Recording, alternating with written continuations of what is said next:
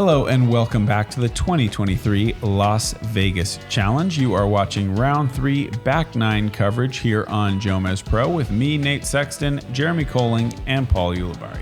Right off the top, I just want to say I feel like I'm already accustomed to this new theme song, and I love it. I do too. Yeah. All right, back to disc golf. Easiest transition between theme songs ever. We haven't even seen that many people dislike it in the comments, and that, folks, is a big deal. We've got a very good start for Kevin Jones. In fact, he has jumped into the lead. He has got a one-shot advantage over Calvin Heinberg out there on the course. Paul McBeth doing the thing that he does so often, which is just miss putts and stay right there in contention. I mean, he is just, every time I was watching, McBeth just did something. I'm like, that's not very McBeth-like. He's in third place. Got Anthony Barela still in the mix, and Scott Withers with a kind of a backward step there at the end of that front 9, unfortunately, but Eagle McMahon also still in the mix. Hole 10, par 3, 388 feet.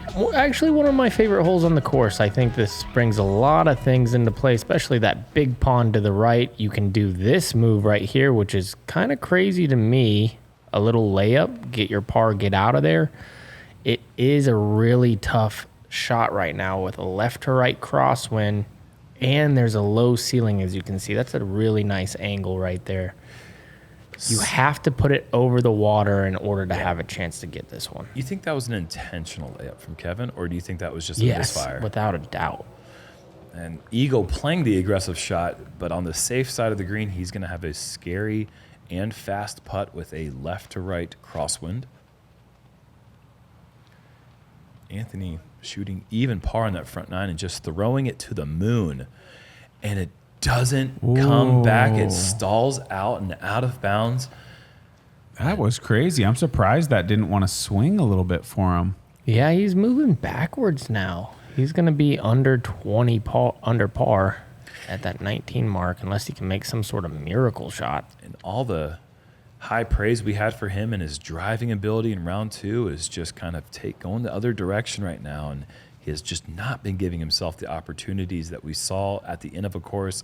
And right now, he has got to get up and down to be just one over for the round. He went out so early. I mean, really nothing to be done from there. And Scott 10 back at the pace now. He's essentially just trying to finish a solid tournament. I feel like the win is just almost, it's so improbable at this point. It's gone. For sure gone. But he still, you said it, still has a great chance to refocus himself as we see Eagle knock down a perfect putt. But if Scott can refocus himself, it can still be a fantastic finish. And the heavy weight of Eagle's putt, even though it was left side, it just was kind of dropping like a brick as it got to the chains. And a solid bonus birdie for Eagle, according to really the rest of the way the card played the hole. 6th most difficult hole on the course, but it did average below par.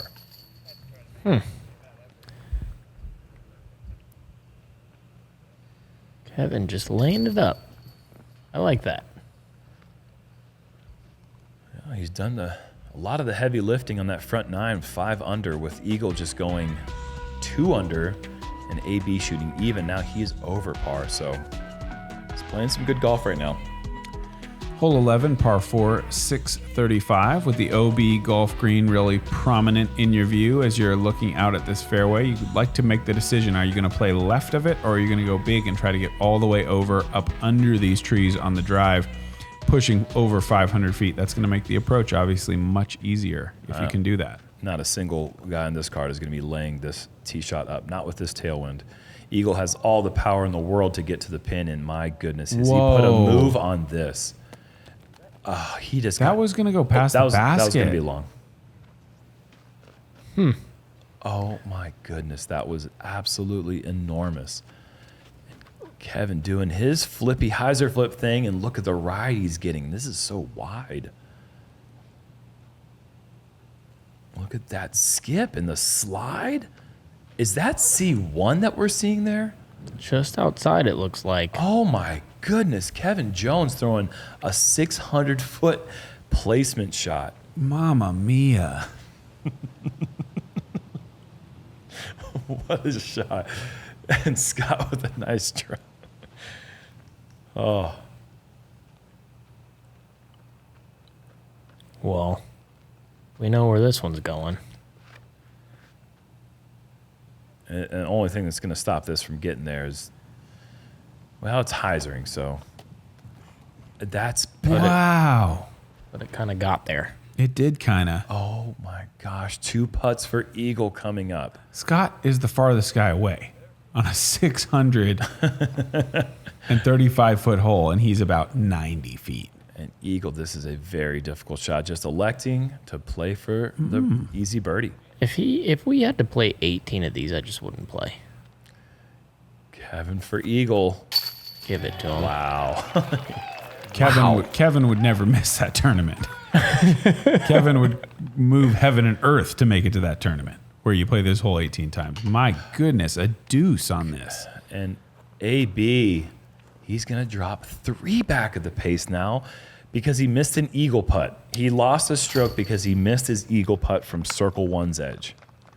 I mean, this is kind of a little tricky hole. Yeah, for sure. Yeah, it's a really tough par 3 for these guys. It is. It's so annoying, but it is. They were all like right there, kind of, aside from Scotty, and he was still Right there. booming it way up there. Here's a par 3, 5,000 feet. Yeah. Hole 12. Play it up the middle. Yeah. Yeah, Hope the trees don't get in your way. And certainly. Hope you don't go long OB on the golf green, right? Right off the tee. Yeah. it's a par 5, 1,000 feet. Let's see what these guys do with it. It is playing a bit tougher today, all jokes aside. There is a headwind. I don't know how much it's going to be for them, but I know later on in the round, this was a very tough hole. Well, I mean, just imagine how far all those drives were in the last Yeah, hole. exactly, That was yeah. with the tailwind. And Yeah. These guys have turned 180 degrees and are going right back into the headwind. This is mashed still, though. But don't tell Kevin because he threw that thing like there's no wind at all. It does sort of look like at the moment there yeah. is closer to no wind. It was quite inconsistent. Huh. Oh, wow. Uh-oh. That is not ideal. But still very much in birdie position. Oh, just the easiest birdie you'll ever have from there for eagle. Yeah. Scott with a nice controlled drive in the fairway.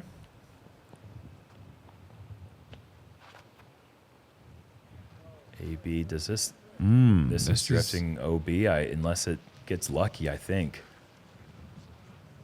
It is on the edge. Okay, just hangs on. I think he was expecting a bit more turn. Do you? Well, yeah, I mean, he kept it wide like that. I don't think that was a misrelease. No, I know you're playing, but yeah, I'm just doing my old mean guy thing. you're one of the best ever. It's like, are you being mean? Are you being funny? Is it a combination? I of was both? being mean. Eagle Ooh, thrower. Thrower alert. Dangerous thrower. He's going to get away with this. Even with a shot that goes sideways for him, it's going to be the easiest birdie of all time. You might I'm be still right. going with it. You might be right. AB heavy on that turn. Is it overstable enough to get flat? Yeah, it is. And landing right on a pine cone. That's not an easy thing to do from 480 feet away.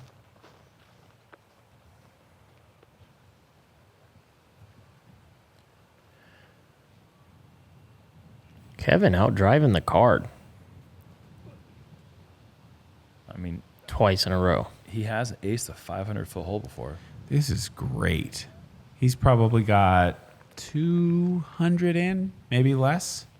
Yeah, and it didn't look like he was really trying to do too much. He wasn't playing for the eagle. It was probably determined it was well out of range with that headwind. But good work there to make this hole as simple as it should be. Pretty well. He's going to have to deal with a 10-foot headwind, but ooh. Yeah, pretty easy.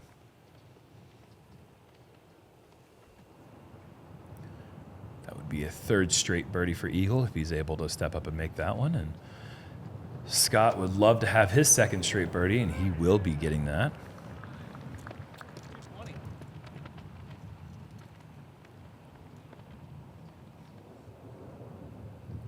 He's had to work hard for everything so far this round, so those little tap-ins feel pretty good at this point in the round.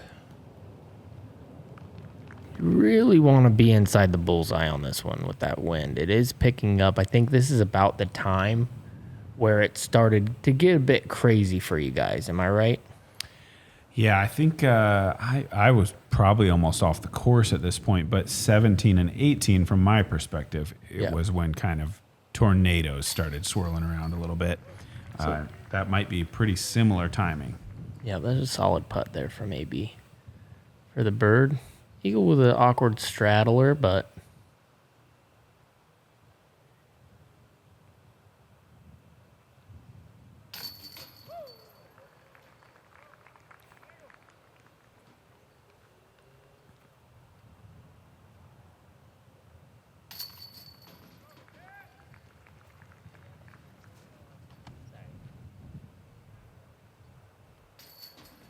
And a little back-to-back star frame. Some more money donated to Edge.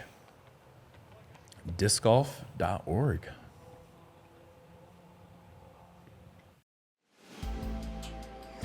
It has a turn for those guys that don't have a lot of power. It's fast and it's got good glide.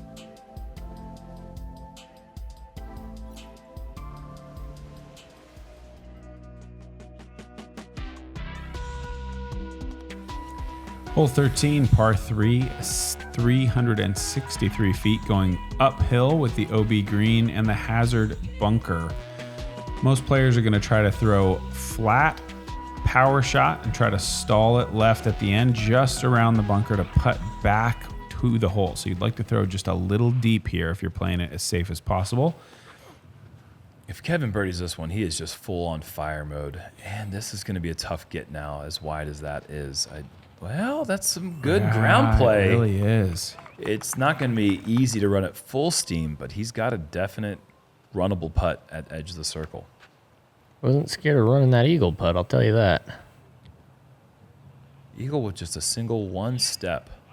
On this tee pad, which is a shortened tee box for us tall guys, it's amazing to see Eagle have that much control with the single one step run up. And Scott looking very smooth with stepping up on the tee from backside of the elevated tee box. Also not an easy thing to do. See if Anthony takes this a little bit higher. I would say he does. A little more aggressive line here. Needs to spike down. Okay, he's gone past the green. It's the safe place to go. Looking right at that bunker, though. Yeah, not an easy putt to run. Even with the tailwind, yeah, it's just hasn't made anything from this range so far. And if that's the place where you haven't been gaining strokes, it's certainly a lot more scary when it's from outside the circle with the big tailwind.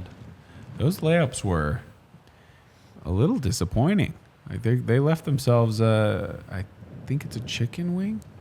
Chicken chunk, yep. Yeah. I'm sure I'm saying that correctly. You messed it up on purpose, you goofball. Kevin Jones lays up under the pin as well, and it's going to be 4 pars on the fourth most difficult hole, hole 13. Tough for the in the circle putting stats right there. Yeah. I feel like obviously it's very unlikely to affect your score, but there's something uniquely frustrating about deciding, okay, I'm going to lay up this 40-footer and then dropping it like 16 feet away. You just figure, of course, you're going to put it 1 foot, or you don't want to obviously hit metal and have it roll. But I find that always a little frustrating when I do that and just leave myself just even a little more focused time than I'd like to have to spend. Super hard hole here. 465-foot par 3, slightly uphill with OB all on the left side of the basket.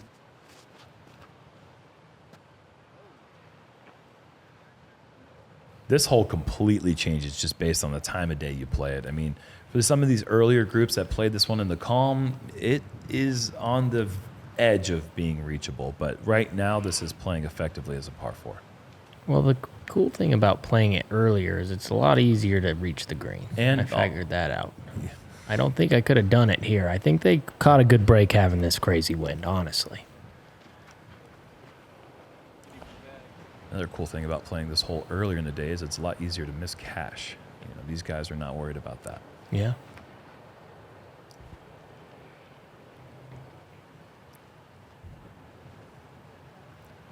A little bit low, but a good layup. Oh, Wow. What is... AB is just, you know what? Let's go for it.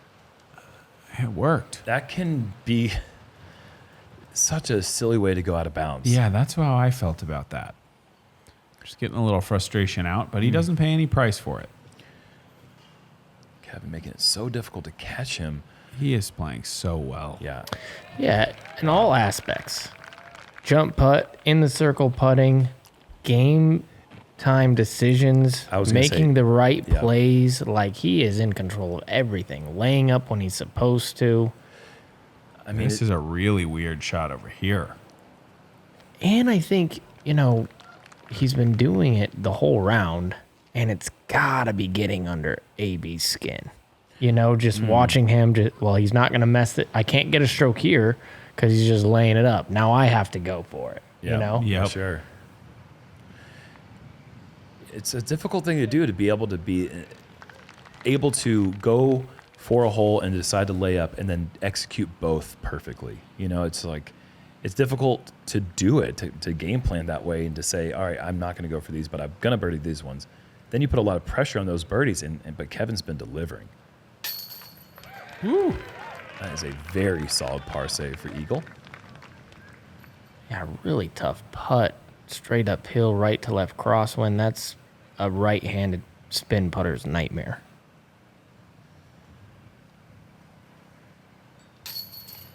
That was a nice little technical skippy approach for Scotty. Out of the tricky lie, he was able to make that a very easy par.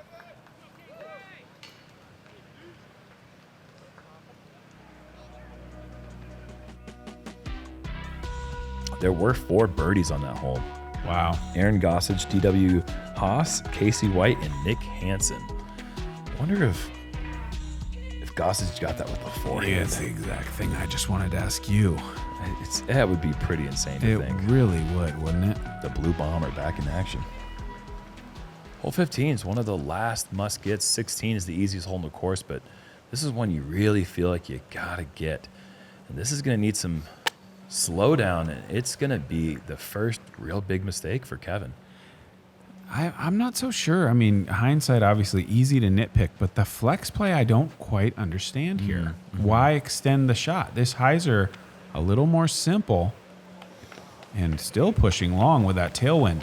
But yeah, I'm not sure I get it. Why? What is making Kevin feel like Not enough the room. flex is the better play? Yeah. 'Cause there's a lot of room to swing it. In the calm, I might understand it, but with that tailwind pushing it so fast, there's just not enough room to get the full flight. Yeah, Well, I think part of the reason is, too, this is frustrating, landing Yeah. short. sure. You know, and so he's probably thinking, if I do throw it out of bounds, it's a tap in deep. Yeah. And then he skips to the one skinny part where Right. it's like kind of far back there, you know. And AB making the same mistake Scott does, and he does not get past that initial coverage of trees. I don't know what you call that, but there is a little bit of frustration on AB's part there. You definitely want to be picking up this birdie, especially with Kevin making a big mistake off the tee. I'm curious where they're going to spot Kevin.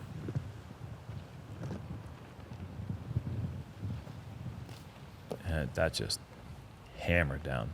Because did he skip right off the sidewalk? Yeah, back here. Okay. Looks like a pretty good Yeah, spot. Yeah, that's I fair. agree. I agree. Kevin, really good line. Very difficult to get the height right at that much distance on an elevated putt into a headwind.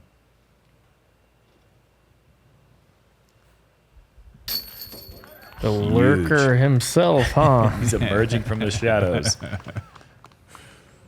And he's going to be right back in the mix. I believe that puts him only 2 back now with Kevin Jones.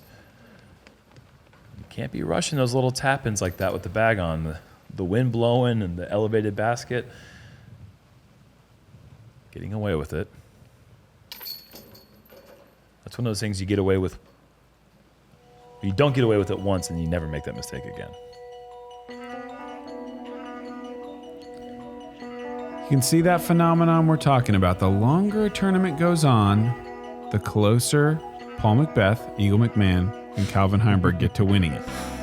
And if a tournament lasted forever, they would win every tournament. All three of them. One of them, yeah, they might tie. But one of them would probably, one of those guys. Not to say they're the only three. But obviously, the longer you let them hang around, it's impossible to play at that all-world level forever. So those guys are just creeping on up as this thing grinds on late into the third round, just positioning themselves to be able to make that final push and to play that strategy game on our last day. I don't think there could be an easier hole with the tailwind than hole 16 for this card, the big bombing throwers. Look, the line. Does this turn? Oh, it's turning now. Wow. Eagle, you are a unique human being. Over the green. I saw this live, so I'm not surprised seeing it here. But what I am surprised about is for the people watching at home, this could be anywhere. This could be going anywhere. Yeah. Where is that going? He's going straight over the OB the entire way. That thing flew for so long, the disc flex. just had 0 rotations by the time it hit the ground. It was just done flying. Unbelievable. 635 feet or something like that. He's at the edge of C2. That's insane. I watch that and I think, do the discs like being thrown that hard? I don't think they can't. They can't like that. And if they do, are my discs unhappy? Yeah. Certainly. It's sort of a damned if you do, damned if you don't situation. It's got me all mixed up. It's like a roller coaster. Some people really like them and some people don't. Yeah, my discs I don't think would like it. I'd like to think my discs are happy with going pretty slow. Yeah.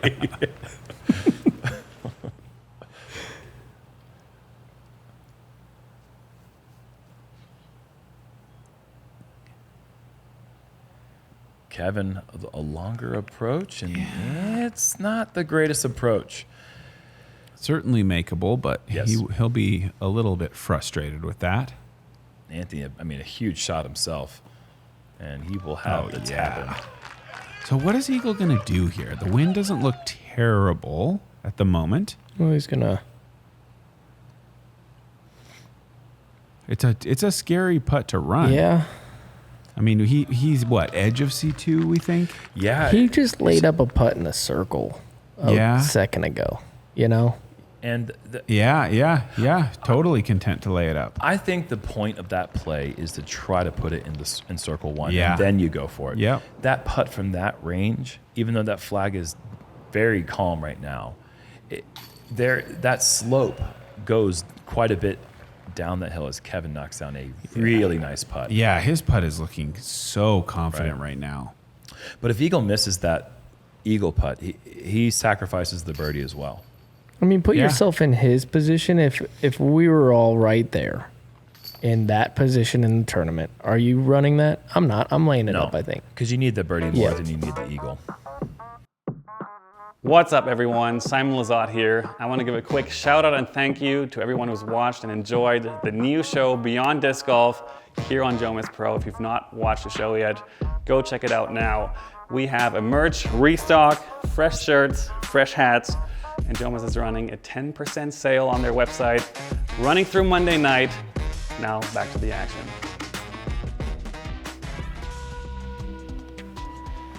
On to 17, triple mandatory off the tee and then down to the left through the willows, over the wall, and to grandmother's house we go. This one really pretty much calls for that right-handed flex forehand with the overstable disc. I don't see very many people have success with any other line. I like the angle. It's a speed right. It just is too fast before the hyzer starts to kick in, but good release for Eagle, and especially for someone we haven't seen any forehands yet. That's the first one we've seen from him, so good to see that he's trusting it. I hope that he is able to sustain that throughout the season. Really good as well. Mm-hmm.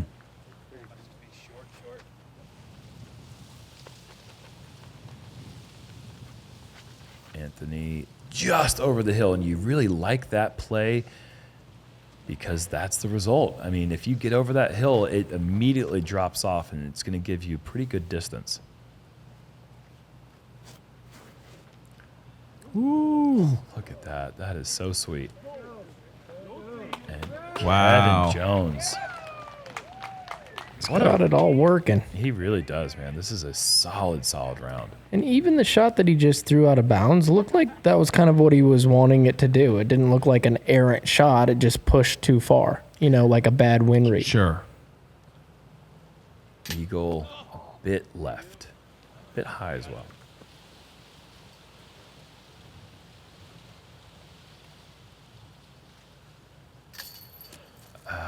Scott's attempt at getting to 4 under in the back 9 is also left. But that's a huge putt for Anthony from the edge of the circle with Kevin Jones parked. Getting a little bit going on here. He is 4 under in the last 7.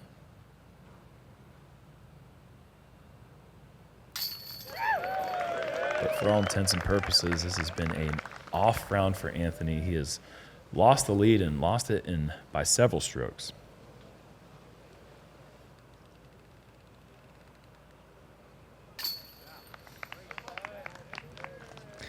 Only being 3 back with how bad he's played. Sure.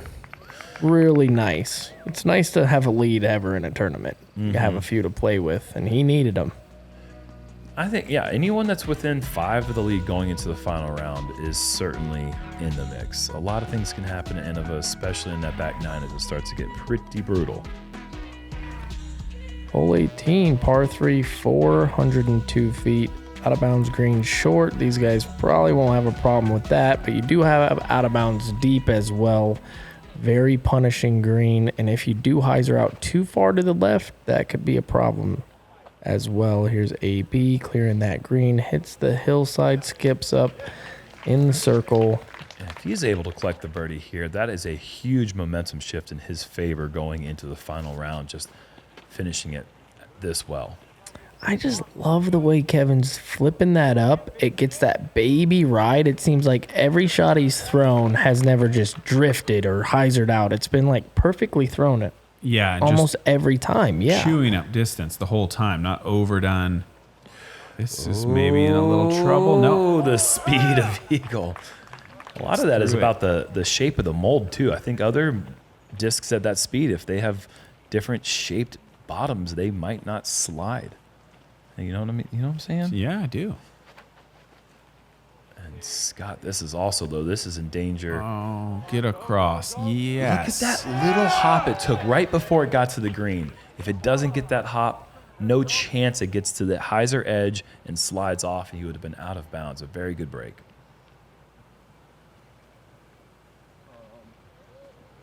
Nestle. Good touch. That is a very fast screen.